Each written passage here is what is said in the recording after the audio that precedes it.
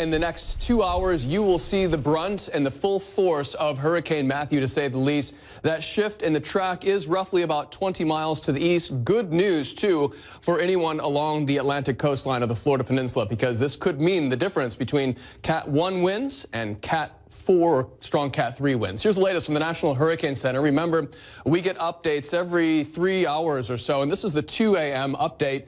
It is now dropped in strength by 10 miles per hour, bringing it to a strong Category 3, 120 mile per hour winds right around the center of circulation, which, by the way, is becoming more defined. So this storm hasn't really lost its ability to strengthen just yet, because remember, that eye wall is still over the warm ocean waters across this region, which act like jet fuel to help intensify and strengthen the storm. You're looking at the latest radar, and I want to point out a few different things here. Right now, you can see the eye wall really starting to take shape quite nicely. It's just off the coastline of Florida, just south and to the east of Melbourne and the Space Coast region. But if we zoom in a little bit closer to this area, we'll get into some detail, because what I'm starting to notice here, you see that dark shading of yellow and orange on the western periphery of the eye wall, that circle right in the center of the storm.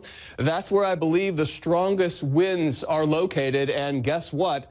Those winds are traveling towards the shoreline, and you can imagine, too, what this is doing as it pushes up against the sea or the ocean surface. It is building that storm surge, is what we call it, and that will bring that in for this particular region, perhaps 7 to 11 feet, especially from Melbourne northward into the Space Coast area. And then we have the outer rain band still impacting the central parts of the state. We can't forget about Orlando.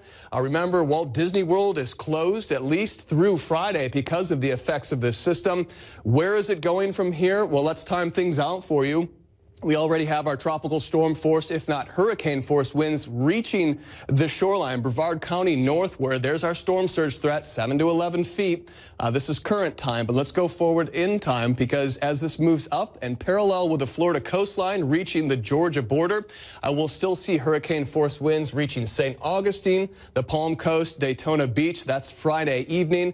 And then our main focus moves into southeast Georgia and into South Carolina. That's where we have the potential for a major flood problem.